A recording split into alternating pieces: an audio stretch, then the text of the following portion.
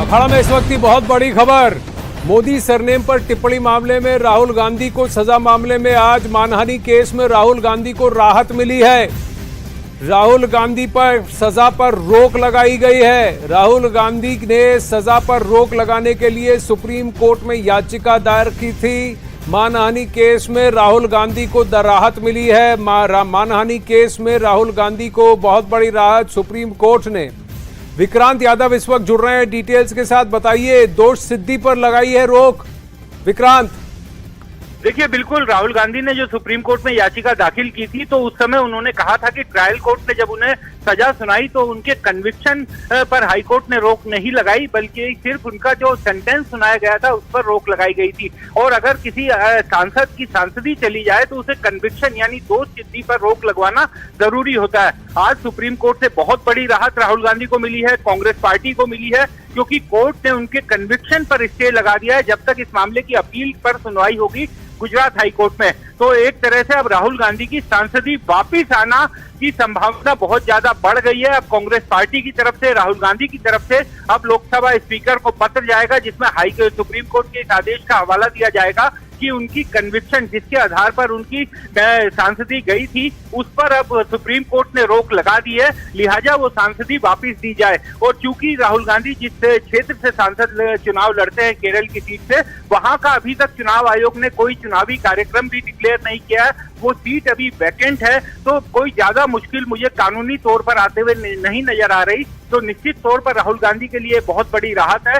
हालांकि सुनवाई के दौरान कोर्ट ने ये जरूर कहा कि जो लोग सार्वजनिक जीवन में रहते हैं उन्हें थोड़ा सावधान रहना चाहिए, लेकिन कोर्ट ने कहा कि वो मामले के मेरिट पर कुछ नहीं बोलेंगे। लेकिन क्योंकि निचली अदालत ने उन्हें जो मैक्सिमम सजा दी है ये मानहानि के मामले में, आपराधिक मानहानि के मामले में 2 साल की अधिकतम सजा दी जा सकती है, और निचली अदालत ने जब उन्हें 2 साल की सजा दी तो उन्हें साथ में ये कारण भी बताना चाहिए था कि आखिर वो 2 साल की मैक्सिमम सजा क्यों दे रहे हैं। सुप्रीम कोर्ट इस बात से पूरी तरीके से सहमत नहीं थी कि ट्रायल कोर्ट के आदेश में इस बात का कोई जिक्र नहीं था कि मैक्सिमम सजा उन्हें क्यों दी जा रही है। और कोर्ट ने कहा कि अगर उनकी सजा 1 दिन भी कम होती तो शायद ये स्थिति नहीं बनती। साथ में कोर्ट में राहुल गांधी के वकीलों की तरफ से भी ये कहा गया और कोर्ट ने भी ये कहा कि जो हाई कोर्ट था उसने भी अपने आदेश में कुछ ऐसी चीजें पर ध्यान नहीं दिया जिसकी तरफ शायद देना चाहिए था। और कांग्रेस पार्टी की तरफ से अभिषेक मनु सिंघवी ने अपनी दलीलें रखी और जो याचिका जो इस मामले के शिकायतकर्ता थे पूर्णेश मोदी, उनकी तरफ से वरिष्ठ वकील महेश जेठमलानी ने अपनी दलील रखी थी। तो अब कोर्ट का फैसला आ गया है। सुप्रीम कोर्ट में राहुल गांधी को एक बड़ी राहत दी है। दोबारा से सांसद बनने की राहुल गांधी की संभावना इससे खुल गई है, क्योंकि अगर ये इसके सुप्रीम कोर्ट नहीं लगाता तो फिर राहुल गांधी के पास कोई रास्ता नहीं बचा था और चुनाव आयोग को भी फिर इस सीट को वैकेंट डिक्लेयर करते हुए यहाँ पर चुनाव की घोषणा करनी पड़ती। लेकिन आपने कहा कि अभी गुजरात हाईकोर्ट में इसकी सुनवाई होनी बाकी है, क्या सुनवाई की कोई तारीख तय की गई है या कोई इसी तयशुदा समय के अंदर इस सुनवाई को पूरा करने की बात सुप्रीम कोर्ट ने कही है?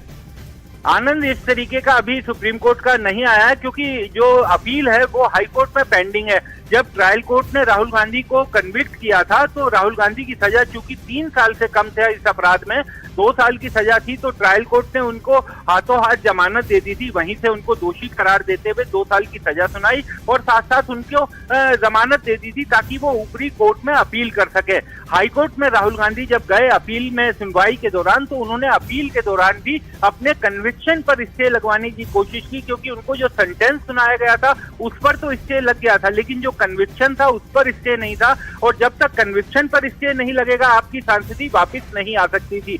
राहुल गांधी ने हाईकोर्ट में कोशिश की थी, उनके वकीलों ने काफी दलीलें वहां पर भी दी थी, लेकिन हाईकोर्ट को वो एक तरह से ये कह सकते हैं कि हाईकोर्ट को अपनी बात दिखाने में वो कामयाब नहीं हो पाए थे। हाईकोर्ट उनसे सहमत नहीं हुआ था और हाईकोर्ट ने इस मामले में कन्विक्शन पर स्टे लगाने से इनकार कर दिया था, जिसके बाद अब चूंकि हाईकोर्ट में इनका मामला पेंडिंग है, जो अपील है जिसमें इन्हें कन्विक्ट किया गया था वो मामला हाईकोर्ट में पेंडिंग है। तो हाईकोर्ट इस मामले में अपने मुताबिक इनकी तारीखों के हिसाब से इस केस को सुनेगा, लेकिन चूंकि राहुल गांधी के सामने सबसे बड़ी चुनौती यही थी कि किसी तरह वो अपने कन्विक्शन पर स्टे लगाए, क्योंकि सेंटेंस पर तो स्टे था, अब अपील पर सुनवाई हाईकोर्ट में भी चलेगी और हाईकोर्ट के बाद जो भी आदेश आएगा वो सुप्रीम कोर्ट में भी अपील होगा। तो एक तरह से कानूनी प्रक्रिया तो चलती रहेगी, लेकिन राहुल गांधी का जो सबसे बड़ा चैलेंज था, जो सबसे बड़ी चुनौती थी कि क्या वो अपने कन्विक्शन पर स्टे लगवाने में कामयाब रहेंगे या नहीं रहेंगे, तो वो उसमें कामयाब हो गए। उनके वकीलों ने आज सुप्रीम कोर्ट को उससे सहमत किया और सुप्रीम कोर्ट ने उनके कन्विक्शन पर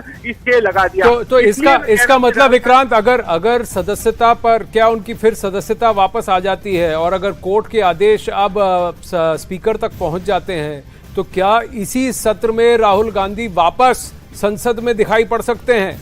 क्या उन्हें इसी सत्र में रीइंस्टेट करने की पॉसिबिलिटी है, क्योंकि 11 अगस्त तक अभी भी ये सत्र चलना है? बिल्कुल आनंद, 11 अगस्त तक ये मानसून सत्र का ये हिस्सा चलना, मानसून सत्र का ये चलना है वर्तमान सत्र। और राहुल गांधी और कांग्रेस पार्टी की तरफ से ये कोशिश होगी कि जो सुप्रीम कोर्ट का आज जजमेंट है जिसमें स्टे लगाया गया है, उस जजमेंट की जल्द से जल्द ऑथेंटिक कॉपी वो निकलवा करके और लोकसभा स्पीकर के पास भेजेंगे। अब ये लोकसभा स्पीकर के पास है कि वो इस मामले में क्या फैसला लेते हैं। हालांकि मैं आपको और दर्शकों को जानकारी के लिए बताऊं कि अभी कुछ दिन पहले हमने एक मामला देखा था जिसमें लक्षद्वीप के एक सांसद थे एनसीपी के, नेशनलिस्ट एनसीपी शरद पवार की पार्टी के, और उनको हत्या के प्रयास के मामले में निचली अदालत ने कन्विक्ट किया था। उसके बाद हाईकोर्ट से उनको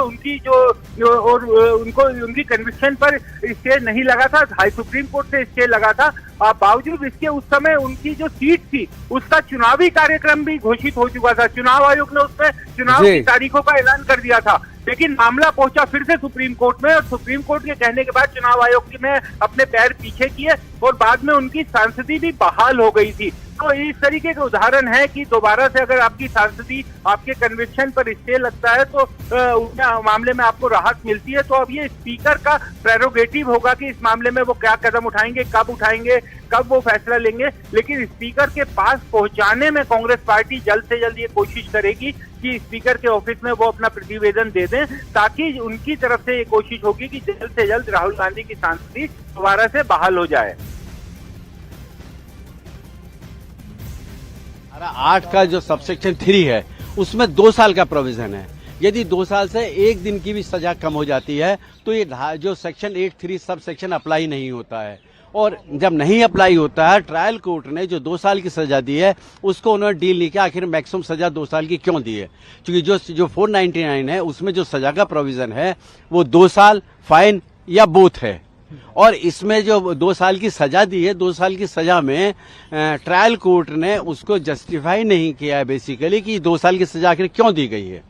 तो यदि ये सजा 1 दिन भी कम होती तो उनकी मेंबरशिप जो सदस्यता है लोकसभा की वो नहीं जाती। दूसरी बात है, कोर्ट ने ये कहा है जो सबसे महत्वपूर्ण है कि ये जो बात है ये खाली पेटिशनर्स के राइट का सवाल है। जिस इलेक्टोरल ने उनको जिता के लोकसभा में भेजा उनके राइट्स का भी सवाल है, इसलिए महत्वपूर्ण है उनकी कन्विक्शन को स्टे किया जाता है। सर आगे क्या उम्मीद है, आगे आपकी क्या कोर्स ऑफ एक्शन है, इसके बाद आगे आप कुछ करना चाहेंगे? देखिए, मेरा मानना यह है कि ये जो ऑर्डर आज का है पब्लिक डोमेन में आ जाएगा और पब्लिक डोमेन में आने के बाद ही जैसे स्पीकर महोदय ने उनकी सदस्यता समाप्त की थी, स्पीकर महोदय इसको कॉग्निजेंस लेके सोमोटो भी उनकी सदस्यता बहाल करने में कोई आपत्ति इसमें नहीं है, ऐसा मेरा मानना है। हमारे साथ